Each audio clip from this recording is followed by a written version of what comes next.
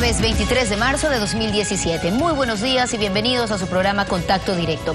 Hoy nuestros invitados son Mauro Andino, de Alianza País, presidente de la Comisión Legislativa de Justicia.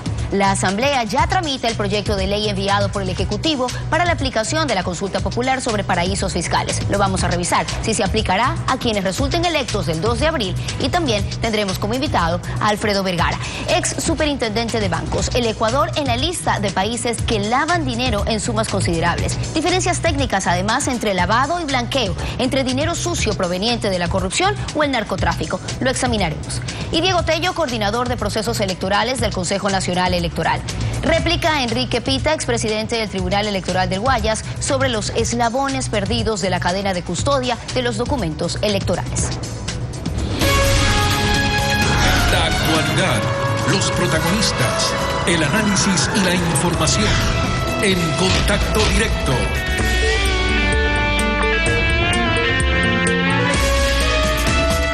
Aquí iniciamos entonces. Alfredo, muy buenos días. Buenos días, Wendy. Buenos días a todos. El 9 de agosto de 2016, hace 7 meses, la Comisión de Justicia de la Asamblea aprobó su informe ALCAL sobre la investigación de las empresas offshore constituidas por personas ecuatorianas en paraísos fiscales.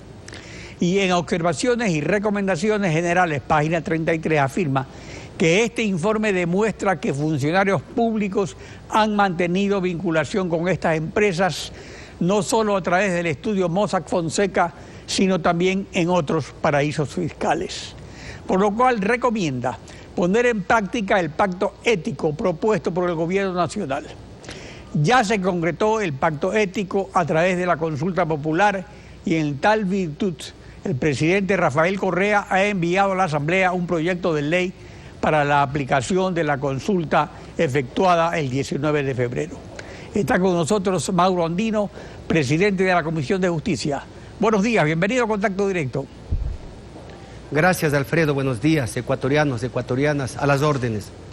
El artículo 1 del proyecto de ley, párrafo 1.3, dispone que se aplica a quienes fueren electos a partir del 6 de marzo de 2018.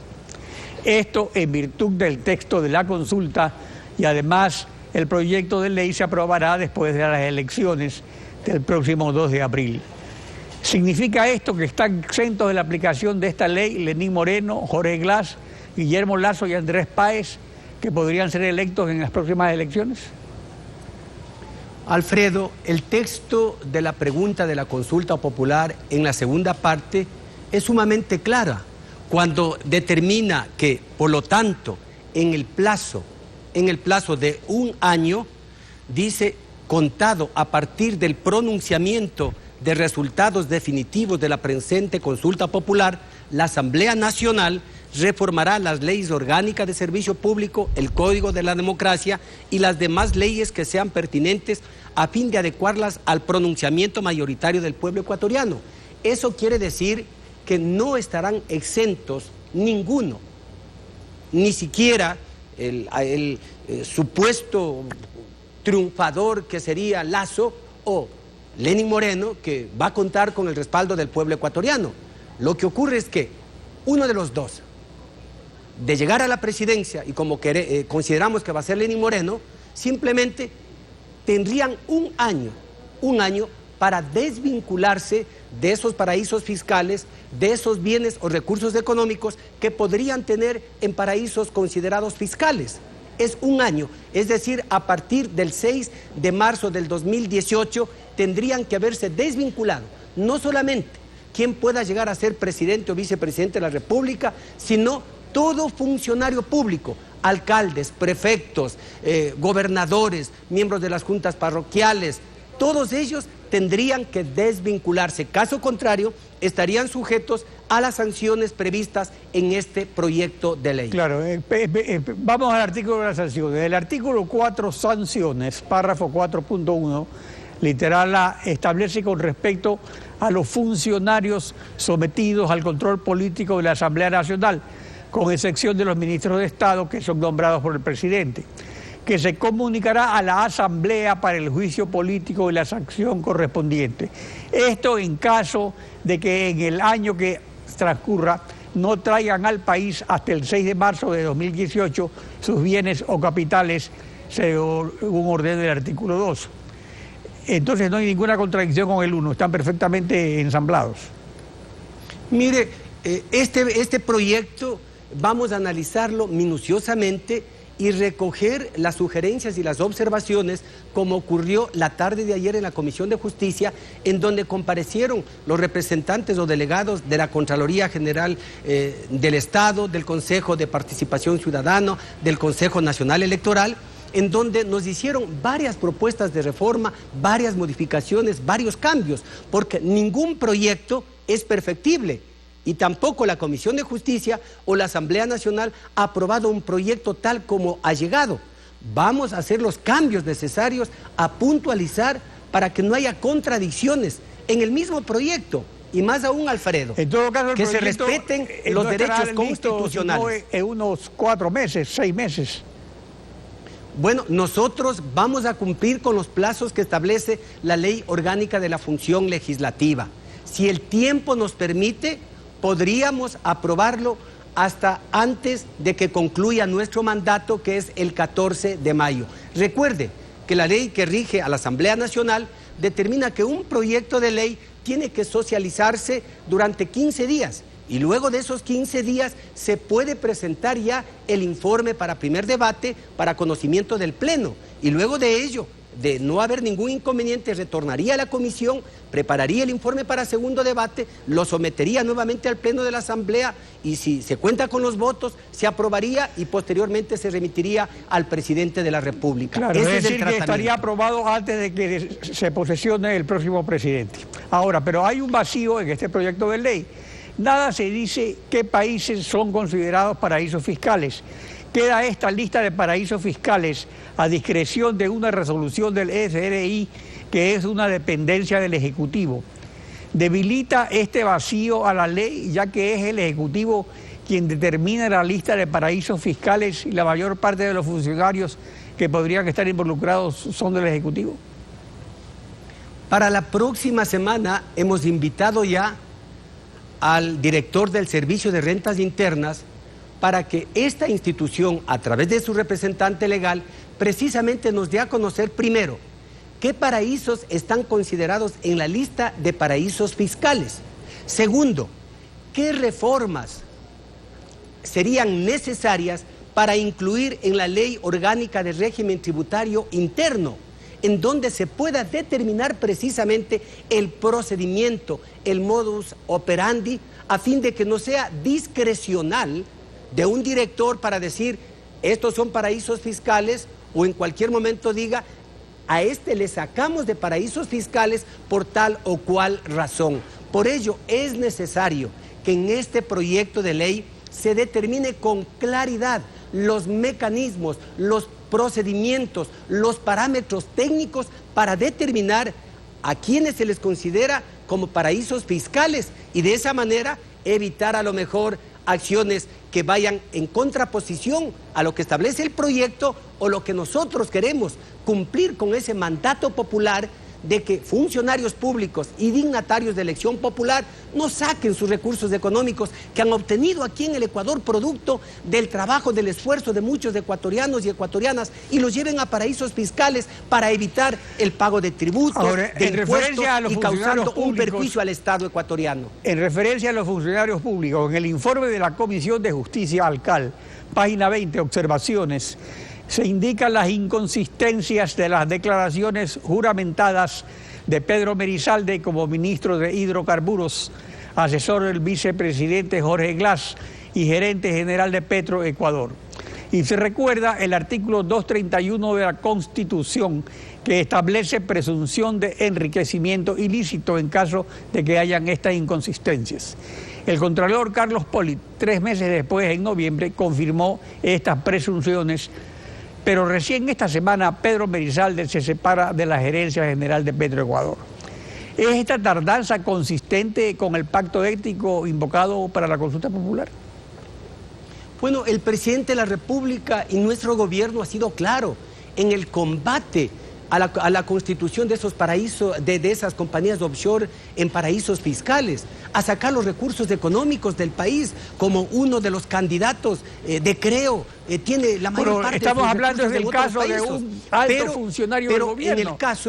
Pero en el caso que usted está planteando, Alfredo, obviamente que allí tiene que responder precisamente la Fiscalía, porque es la Fiscalía la que tenía que llevar a cabo la indagación previa, de haber mérito, pues señalar día y hora para una audiencia de formulación cargos. Y si pero hay muy bien mérito, lo dice pues, Mauro, usted tiene que responder la Fiscalía, pero cuando la Fiscalía, por ejemplo, tiene fallas en el cumplimiento de la ley, está sujeta al control político de la Asamblea. Lamentablemente la Asamblea pues tampoco ha hecho nada pese a este informe que presentó la comisión que usted preside hace tantos meses y a que esta situación era muy conocida hace tiempo. Y nada ha hecho la Asamblea para exigirle cuentas al fiscal. Mire, la Fiscalía tiene plazos, tiene tiempos para poder llevar a cabo una indagación previa, ¿sí? Dependiendo el tipo de la conducta penal. Y por lo tanto, ¿qué es lo que ha hecho? Iniciar una indagación previa. Yo considero que al no haber cumplido con lo que establece la ley de declaraciones juramentadas patrimoniales y al haber omitido precisamente lo que nosotros hicimos constar en el informe, habrá mérito para que se dé paso pues a una instrucción fiscal y responda ante la justicia, ante la ley, sea quien sea. Nosotros no tenemos por qué alcahuetear a nadie, Alfredo. Hay que aplicar la ley con mano dura a quienes incumplen con la ley. Por lo tanto, nosotros una vez más hacemos un llamado a la Fiscalía para que dé mayor agilidad a este y a todos los trámites que han generado preocupación y que hay que combatir la corrupción, venga de donde venga, Alfredo. Ahora, hay otras medidas más efectivas para combatir a los paraísos fiscales que la propuesta por la consulta popular, que es una medida. Son las que recomendó en octubre pasado Joseph Stiglitz, Premio Nobel de Economía al Parlamento Europeo. ¿Por qué no las han tomado en cuenta ni en la Asamblea, ni en el Gobierno, ni en los órganos de control? ¿Se podrían tomar en cuenta tal vez en esta ley o en la ley del régimen tributario? Porque usted decía que iban a reformar también la ley del régimen tributario. Mire, no solamente se tiene que reformar la ley orgánica de régimen tributario interno, sino también lo que tiene que ver, por ejemplo, con la ley del Consejo de Participación Ciudadana, el Código de la Democracia y otras normativas más, para que vayan de la mano con el proyecto y fundamentalmente con lo que establece la Constitución para no vulnerar derechos, inclusive de terceros, que podrían verse afectados si es que no se precisa, si es que no se analiza adecuadamente este proyecto. En tal virtud, toda propuesta, toda sugerencia, venga de donde venga, tendremos que analizarlo en la comisión como siempre nos ha caracterizado y luego de ello, pues, someterlo a su aprobación en la comisión y ojalá, insisto, si el tiempo nos permite, pues podamos ya poner en conocimiento del Pleno de la Asamblea Nacional. Mauro Andino, presidente de la Comisión de Justicia, gracias por acompañarnos en Contacto Directo. A usted, Alfredo, gracias. Buen día. En instantes, Alfredo Vergara, ex superintendente de bancos, nos dice: Estados Unidos incluyó al Ecuador en la lista de países que lavan importantes montos de dinero producto de la corrupción. ¿Qué diferencia hay entre lavado y blanqueo de dinero sucio? Lo revisaremos junto a él. Ya regresamos. No hay pistas en la campaña de Moreno sobre cómo enfrentará la crisis si gana las elecciones. Si Lazo triunfa, necesitará de acuerdos porque enfrentaría un bloqueo permanente en la Asamblea. Lo escribe así Carlos Rojas en la revista Vistazo, que circula desde hoy.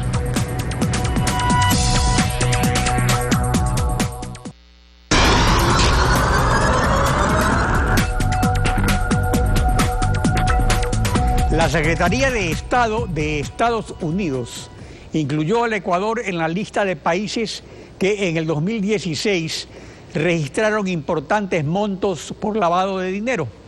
Y el informe agrega que la corrupción es un problema significativo. Alfredo Vergara, ex superintendente de bancos, tiene una acotación técnica respecto a las actividades de lavado y de blanqueo de dinero. Buenos días. Bienvenido a Contacto Directo. Buenos días, ¿cómo está usted?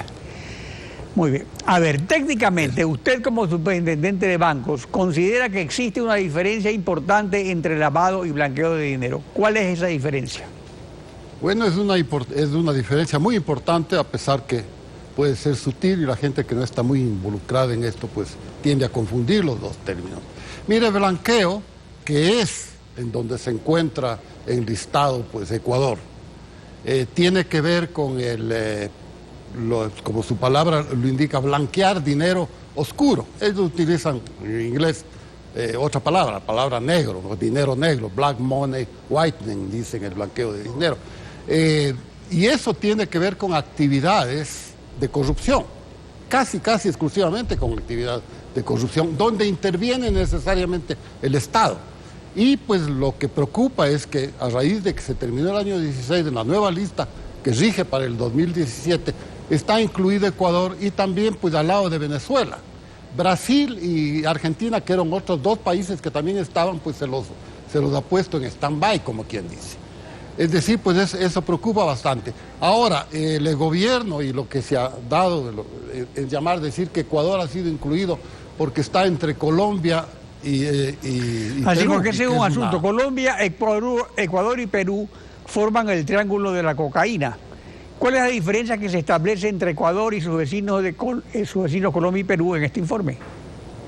A ver, los dos países vecinos nuestros, Colombia y Perú, en el mismo informe no están acusados de blanquear dinero, sino de lavar dinero, que es diferente. El dinero sucio, como ellos llaman, es dinero líquido, que proviene en actividades totalmente ilícitas, básicamente en el narcotráfico, también en actividades de promoción o financiamiento de actividades terroristas, guerrillas, etcétera, ¿no? Es decir, pues ahí es del dinero que se llama dinero sucio, porque ha pasado por manos que no están dentro de la justicia. De ahí viene pues la cuestión de lavado de dinero sucio. Ecuador no está dentro de ese criterio. Sí, obviamente es un país que está entre los dos países, digamos, pero ese no es un problema del Ecuador.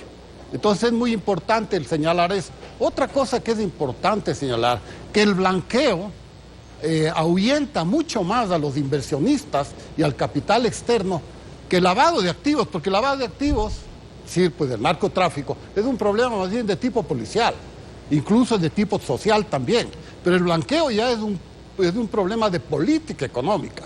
Y aquí preocupa el hecho de que se comenzó a hablar de blanqueo, es decir, de corrupción en el Ecuador, cuando hace algunos años, ya 8 años, se quitó la autoridad o la autonomía a los organismos de control. Y entre esos yo quiero centrarme en la superintendencia de bancos, más que en la Fiscalía, en la Contraloría y otros organismos de control que la gente entiende. La superintendencia de bancos tiene que volver a ser una organización autónoma, porque eso promueve confianza a nivel internacional y limpia el buen nombre que hasta hace pocos años tenía el Ecuador como un ¿Pero qué ha cambiado confiable en la estructura de la superintendencia para que usted diga que no es autónoma?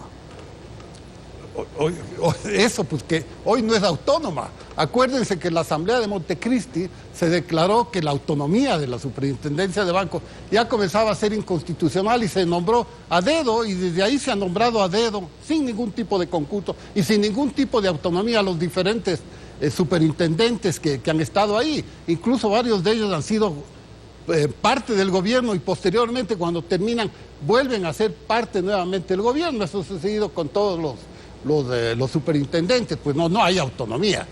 Ahora, pero este lavado o blanqueo no lo hace el gobierno, sino funcionarios corruptos o narcotraficantes, y es en el sistema financiero privado. Entonces, ¿cuál es entonces la situación de los órganos de control al respecto y también del sistema financiero? A ver, aquí ya tuvimos un caso, el Banco Territorial. El Banco Territorial fue acusado de eso, pero no se hizo absolutamente nada, de blanqueo de dinero. No se hizo absolutamente nada. Es decir, pues eso y todas las demás cuestiones, que rato que no hay una autoridad de control, la superintendencia de bancos, que funcione en eso, pues eso genera nerviosismo en el inversionista. Y ahora, en estos tiempos electorales, también me preocupa el hecho que el programa de gobierno del candidato Lenín Moreno, que sería el continuismo del actual gobierno, si uno lee el programa de gobierno, eso casi indefectiblemente conduce a un proceso en que se pone en riesgo la dolarización, y además ya lo ha dicho el candidato, lastimosamente ha repetido las palabras del actual jefe de Estado, que sería bueno buscar una moneda propia. Eso también pone muy nervioso a todo el mundo, no solo aquí, sino también al inversionista externo. Miren, nosotros ya que nos estamos comparando con Colombia y Perú, allá la inversión promedio, la inversión externa es 20 veces superior a la inversión externa aquí en el Ecuador, aquí prácticamente ha desaparecido. Y con esta posibilidad de que se aplique un plan de gobierno que sigue con el hecho de gastar y tratar de extraer más impuestos del sector privado, saben, los analistas saben, conocen, sobre todo los internacionales, que eso indefectiblemente pone en peligro el proceso de dolarización, porque ¿de dónde Pero respecto a la pueden sacar dolarización, dólares? de la cual los pobres son realmente los más grandes beneficiarios, porque el dólar les defiende el poder adquisitivo, con sobrecarga tributaria, endeudamiento agresivo, bajo precio del petróleo, escasa inversión extranjera y déficit fiscal. ¿Qué papel juega el lavado y el blanqueo de dinero sucio como porcentaje del Producto Interno Bruto para apuntalar la dolarización? Porque así resulta en cierta medida. Mire, la ventaja de estar, una de las múltiples ventajas de estar dolarizados, es que nosotros podemos coger la cantidad de dinero que actualmente tiene el país. Actualmente el país, los depósitos son alrededor de 30.000 millones, ¿no? De esos hay un 15 o 16% que está cash, circulando en la economía. Y aquí en economía tiene una importancia muy grande el hecho de que haya casi el 50% de estos depósitos que estén convertidos en cash, en dinero efectivo, que eso puede aumentar la velocidad de circulación. Y al aumentar la velocidad de circulación, pero yo le pregunté respecto al Producto Pero Interno aquí en el Bruto, Ecuador no está porque, pasando por eso. ejemplo, el presidente Correa le da una exagerada importancia a las remesas de los migrantes. Tiene importancia, pero es exagerada la que le da. Es apenas el 2% del Producto Interno Bruto. Ahora, ¿qué porcentaje del Producto Interno Bruto es el lavado o el blanqueo de dinero? A ver, un poco difícil saber porque son actividades de todas maneras ilícitas. Pero lo que sí le puedo decir una cosa, el hecho de que en el Ecuador la inversión, o digamos el cobro de impuestos, ha sobrepasado ya el límite máximo, significa que si el gobierno comienza a seguir incrementando los impuestos, como parece que continúa con el no próximo, pero con uno de los candidato Moreno, lo que sucede es que lo que ya sucedió hace 2 años y lo que hasta el día de hoy no podemos salir, hace 2 años se rompió esa barrera de máxima de cobro de impuestos con las salvaguardias. ¿Qué ha pasado desde ahí, desde marzo del 2015? Hasta la fecha de hoy no se ha logrado recuperar y ha continuado en una permanente baja la demanda de crédito. Al reducirse la demanda de crédito, que son las que han reprimido el comercio exterior, digamos las importaciones, y con las importaciones de materias primas y bienes de capital, la producción, van a desaparecer en junio. Eso es un compromiso en firme con la Organización Mundial del Comercio. Eso prácticamente está resuelto. Igualmente el aumento del IVA del 2%. Esas son 2 cosas que están listas para cuando el presidente Correa entregue el mando. No está resuelto, estimado Alfredo, no está resuelto. Perdón, las salvaguardias, las sobretasas arancelarias están resueltas porque si no, no se hubiera firmado el acuerdo con la Unión Europea. Así es un acuerdo internacional. Pero yo estoy hablando no de las salvaguardias ni tampoco del 14% del IVA. Estoy hablando de los impuestos en general. Para mí eso fue la gota que derramó el vaso. Pero quitar esa gota este rato ya es muy tarde. Ya se requiere algo más que únicamente dejar las salvaguardias. Bueno, ya veremos qué pasa en el futuro, Alfredo. Y gracias por acompañarnos hoy en Contacto Directo. Esperemos que sepamos cuidar la dolarización y no seguir extrayendo recursos del sector privado y generando más desempleo. Gracias, Alfredo, por la invitación. Gracias. Wendy. En breve, Diego Tello, coordinador de procesos electorales del Consejo Nacional Electoral. Correcciones para el proceso de la segunda vuelta. Y también réplica a Enrique Pita, expresidente del Tribunal Electoral del Guayas. Ya regresamos con este análisis. El voucher educativo no es una idea nueva. Ha sido aplicada con éxito en Finlandia y en Suecia, que tienen las mejores escuelas del mundo. Así lo escribe Alberto Acosta Burneo en la revista Vistazo, que circula desde hoy.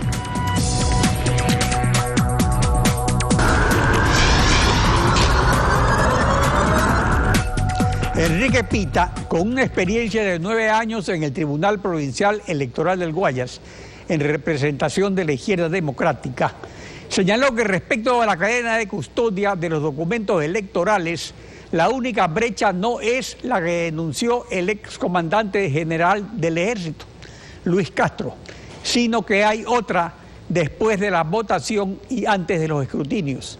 Esto fue lo que dijo Pita al respecto. Veamos. En este cuadro, que es un gráfico publicado en la guía o instructivo para los coordinadores de recinto, se muestra claramente que los sobres que se generaban en las juntas receptoras de voto con la información de las votaciones que se habían obtenido en cada una de ellas eran llevadas por un policía a unos centros de escaneos, en los que unos individuos contratados por el Consejo Nacional Electoral abrían los sobres y escaneaban. Y tan grave es el asunto que ni siquiera hay una instrucción posterior de qué hacer con estas actas. Las juntas electorales, las juntas provinciales electorales debieron haber conocido las actas y no se generaron esas actas, sino la información de unos centros de escaneos que tenían otro carácter, de carácter provisional. Diego Tello, coordinador nacional de procesos electorales del CNE, ha solicitado la réplica. Buenos días, bienvenido a Contacto Directo. Muy buenos días, Alfredo, muy buenos días a los televidentes. Gracias por el espacio. Efectivamente, ¿qué van a hacer voy a el CNE para que las juntas provinciales controlen este eslabón perdido que sustituyó a las juntas intermedias que fueron creadas por el Código de la Democracia? Alfredo, no hay ningún eslabón perdido. Primero, este es el cuadro que mostró el ingeniero Pita, y efectivamente esto, y me permito indicarles a la ciudadanía que no cause confusión, este es la guía de los miembros de las juntas receptoras del voto. Eso es lo que mostró el ingeniero Pita. Nosotros como Consejo Electoral realizamos varias guías, y me permito mostrar, esta es la guía de los coordinadores de mesa y recinto. Todos los eslabones están cerrados, todo el tema de la seguridad del proceso. ¿Qué indica dentro de esta guía? Que recibidos los sobres de los que les sean asignados inmediatamente, será trasladará con resguardo de la fuerza pública y entregar a la delegación provincial previa firma de acta, entrega, recepción. Este es el tema de los coordinadores de recinto. Nosotros tenemos también varias guías que corresponden a, por ejemplo, o sea, que se le entrega a la Junta Provincial, eso es lo importante. Sí, definitivamente, Alfredo, se le entrega. Claro. Aquí tengo la guía de los operadores de escáner en los recintos que trabajan. ¿Qué es lo que indica? Que el operador de escaneo, conjuntamente con el personal de Policía Nacional, realizará el repliegue técnico una vez realizado el proceso de escaneo. Es decir, que todos los procedimientos están debidamente documentados. Hemos tenido, Alfredo, para el caso de primera vuelta, 3 simulacros, 5 pruebas operativas internas, de tal manera que lo que decía el ingeniero Pita, el tema de los individuos, y con respeto el tema de los funcionarios electorales, conocían su trabajo. ¿Quiénes hacían el escaneo? Los operadores de escaneo. ¿Quiénes son ellos? En algunos casos, ingenieros en sistemas, técnicos informáticos, de tal manera que está garantizado todo este procedimiento. No existe ningún eslabón perdido, ningún proceso que no tenga el tema de la seguridad, tanto sea de Fuerzas Armadas como de Policía Nacional. Es más, dentro de los convenios que ha firmado el Consejo Nacional Electoral, en este caso con el tema del Ministerio de Defensa Nacional, indica dar seguridad a los operadores, asistentes, coordinadores de mesa y coordinadores de recinto, según sea el caso, definitivamente. Firmado el convenio con el Ministerio del Interior, la Policía Nacional será el responsable del traslado de las actas de escrutinio posterior al proceso de digitalización. De tal manera que todo lo tenemos documentado, nos estamos realizando inclusive el día de hoy. Entonces eso respecto al primer punto, pero habría otro eslabón perdido. Vamos a ver si es cierto, que antes sí existía, según señala Enrique Pita, y esto es lo que él señala al respecto. Veamos. Tienen que estar adentro de las delegaciones, si no se sigue dando esto. Esto es una fiesta que se puede producir dentro de las diferentes delegaciones. Tienen que tener acceso en línea de la información que está ingresando, y eso sí existió antes. Los partidos o las organizaciones políticas pueden acceder en línea de tal manera que puedan ir contrastando en forma inmediata la información que está ingresando en el sistema y comparándola con toda la información que ellos han obtenido en la mesa. Caso contrario, una cosa es tener la información, estar fuera de la delegación, y otra cosa es lo que está pasando dentro de las delegaciones, y eso es grave. Para asegurar la pureza del sufragio, ¿el CNE va a autorizar el acceso en línea que antes había y permitía contrastar inmediatamente la información o no? Alfredo, el acceso está en línea. Es más, cuando se realiza el escaneo de una acta en un punto de escaneo de un recinto electoral, esa imagen está en línea y no solamente lo puede ver los sujetos políticos, sino la ciudadanía. El ingeniero Pita decía que no tenían acceso los delegados a las delegaciones provinciales, a las audiencias públicas. Este proceso no es inventado reciente, esto viene ya desde varios procesos electorales anteriores, y yo me permito realizar aquí muestras fotográficas de la presencia de las organizaciones políticas en las audiencias de escrutinio, pero principalmente en los reconteos. Aquí tenemos la presencia de varias organizaciones políticas de varias delegaciones provinciales que se encuentran en las audiencias de escrutinio verificando. En unos casos, inclusive en pero los eso es ya computadores, posterior cuando están los delegados, pero es posterior eso, ¿no? Pero en el momento preciso en la audiencia del escaneo, ¿ah? En el momento preciso que tengo los puntos de escaneo en los 1800, por ejemplo, el día de ayer tuvimos ya reuniones con las organizaciones políticas de Alianza País y de Creosuma, de tal manera para que ellos puedan estar presentes en cada una de las juntas receptoras del voto, en los puntos de escaneo, que ellos puedan verificar de lo que se está escaneando, eso es lo importante, y obviamente también presenten las... Sí, ahora, sí, efectivamente. Ayer ya tuvimos estas reuniones con los dos movimientos, fue realizado en el tema del COSFA, y no solamente tuvimos esas reuniones, tuvimos para también la presencia en el IGM, hoy tendremos también la presencia en Mongar y tendremos la revisión del sistema informático. Justamente en la reunión que tuvo el Consejo Electoral con los delegados de los dos binomios presidenciales, aparte de mostrar la calidad de las papeletas electorales elaboradas por el Instituto Geográfico Militar, se autorizó la presencia de delegados de los dos binomios en la operación de llenar las urnas con los documentos electorales. Sí, ellos están como organización política que pasan a segunda vuelta, el estar presentes en todos los procesos. Estuvimos con las dos organizaciones en el Instituto Geográfico Militar, revisaron la impresión de las papeletas, los documentos. Estuvimos ya en la empresa Mongar, el día de hoy se suma la organización política Creosuma, revisión el tema Mongar. Hoy tenemos una reunión también con los auditores informáticos para posterior a la revisión del sistema informático para que esté todo a punto para el 2 de abril, con la presencia de ellos, de las organizaciones políticas. ¿Habrá el conteo rápido de participación ciudadana? Sí, efectivamente, Participación Ciudadana ya ha puesto también un documento y con el Consejo le prestará todas las facilidades a la organización Participación Ciudadana para que realice su conteo rápido. ¿A qué hora espera el Consejo Electoral tener los resultados? Nosotros esperamos, igual que dentro de la primera vuelta, tener un porcentaje realmente alto dentro de las 3 primeras horas. Pero aquí recordar, Alfredo, y a los televidentes, a la ciudadanía, que nosotros tenemos elecciones también dentro del exterior.